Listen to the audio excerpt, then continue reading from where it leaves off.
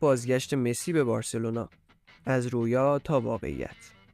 رویایی که مدیر عامل بارسلونا در مصاحبه جدیدش به صورت خیلی یواشکی اونو تایید کرده. حالا توی این ویدیو میخوایم این انتقال رو بررسی بکنیم و ببینیم که اصلا این انتقال ممکنه یا در حد شایع است.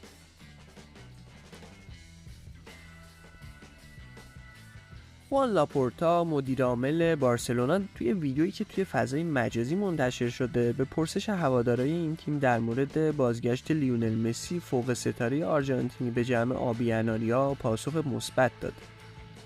قرارداد مسی با باشگاه پاریس سن ژرمن تابستون امسال به پایان میرسه و توی بحبوحه شدید تشنج‌ها بین مسی و هواداران پاریس بعد از قهرمانی مسی به همراه آلبیسلسته